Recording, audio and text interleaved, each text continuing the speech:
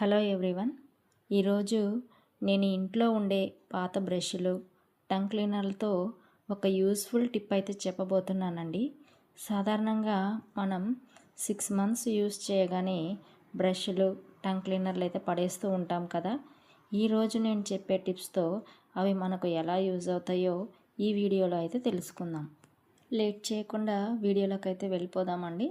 ముందుగా ఒక టంగ్ క్లీనర్ని అయితే తీసుకొని దాన్ని నేను వీడియోలో చూపిస్తున్న విధంగా బెండ్ చేయండి. ఇక్కడ చూపిస్తున్నాను కదా, 2 సైడ్స్ వీడియోలో చూపిస్తున్న విధంగా బెండ్ చేసుకోవాలి.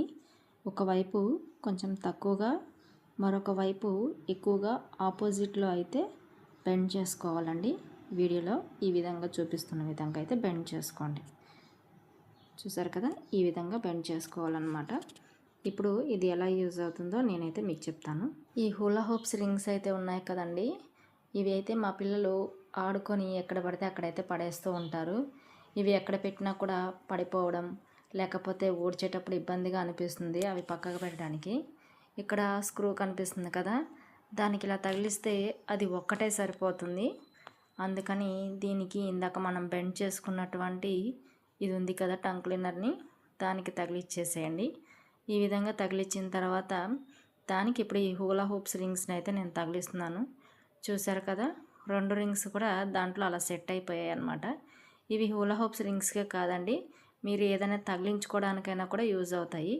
ఇలా చీపురు కట్టలు మనం ఎక్కడ పడితే అక్కడ కింద పెడుతూ ఉంటాం, లేకపోతే ఒక సైడ్కి పెడతాం కదా, అలా పెట్టకుండా దాని పక్కనే ఇంకొక స్క్రూ ఉందండి. చూసారు కదా, వీడియోలో చూపిస్తున్న విధంగా నేను దానికి కూడా ఇంకోటి అయితే అలా బెండ్ చేసి పెట్టాను. ఇప్పుడు దాంట్లో అయితే ఈ చీపురు కట్టలను అయితే పెట్టేస్తున్నాను. చూడండి, ఈ విధంగా అన్నమాట. మనకి ఇలా పెట్టుకోవడం వల్ల ఏంటంటే కింద మనకి అడ్డు అనేది ఉండదన్నమాట. ఓకే, ఈ విధంగా చేసుకోవచ్చు. ఈ విధంగా కూడా మనం యూజ్ చేసుకోవచ్చు ఈ టంగ్ క్లీనర్ని అయితే. కిచెన్లో మసిగుడ్డల్ని మనం యూజ్ చేసిన తర్వాత స్టవ్ పక్కన అక్కడ ఇక్కడ పెడతాం కదండి, అలా పెట్టకుండా ఇందాక బెండ్ చేసుకున్నటువంటి టంగ్ క్లీనర్ ఉంది కదండి, దాన్ని స్క్రూకి అయితే ఇలా తగిలించుకున్న తర్వాత దీనికైతే ఇలా పెట్టేసుకోవచ్చండి. ఎక్కడ ఉందో మనం వెతుక్కునే పని లేకుండా అందుబాటులో అయితే మనకు కనిపిస్తూ ఉంటుంది. మేకులు కనుక లేకపోతే వాల్ స్టిక్కింగ్ హ్యాంగర్స్ ఉంటాయి కదండి, అది స్టిక్ చేసుకొని దానికి ఈ టంగ్ క్లీనర్ని తగిలించేసుకొని అక్కడ నాప్కిన్స్ పెట్టుకొని కూడా మనం యూజ్ చేసుకోవచ్చు. బాత్రూమ్ క్లీన్ చేసిన బ్రష్ని అయితే ఇలా కింద పెడతాం కదండి, అలా కింద పెట్టే కంటే నేను ఇవి చూసారు కదా, దీన్ని ఇలా తగిలిచ్చేసేసి దానికైతే ఈ బ్రష్ని అయితే ఇలా హ్యాంగ్ చేస్తున్నాను. చూసారు కదా, మనకి కింద అనేది లేకుండా ఉంటుంది. దీనికి ఇంకా మనం బాత్రూమ్ క్లీన్ చేసే చీపుర్లను కూడా తగిలించుకోవచ్చండి. నెక్స్ట్ ఇక్కడ విండోస్ చూసారు కదా, డస్ట్ ఎలా పట్టేస్తుందో. ఇందులోకి మనం క్లీన్ చేయడానికైతే పాసిబుల్గా లేనప్పుడు మనం ఈ పాత బ్రష్లు ఉన్నాయి కదా, చూసారు కదా, ఈ పిల్లల బ్రష్ అండి, మీరు పెద్దవాళ్ళ బ్రష్ అయినా తీసుకోవచ్చు. ఈ బ్రష్ని నేను యూజ్ చేసి ఎలా క్లీన్ చేసుకోవాలో అయితే ఈ వీడియోలో చెప్తాను అనమాట. ఇక్కడ వరకు కట్ చేద్దామండి దీన్ని. చూసారు కదా, ఈ విధంగా కట్ చేసిన తర్వాత దీన్నైతే ఫెవిక్విక్ ఉంటుంది కదా, ఈ ఫెవిక్విక్ తీసుకొని నేనైతే దీన్ని స్టిక్ చేస్తున్నానండి.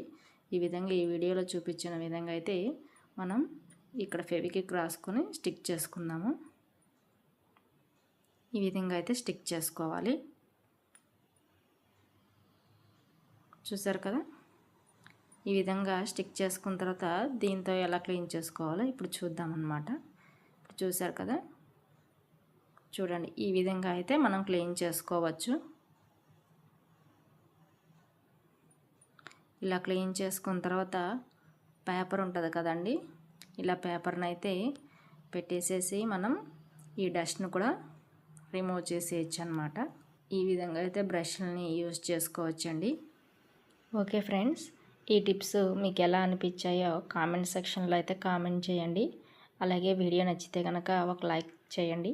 Thanks for watching.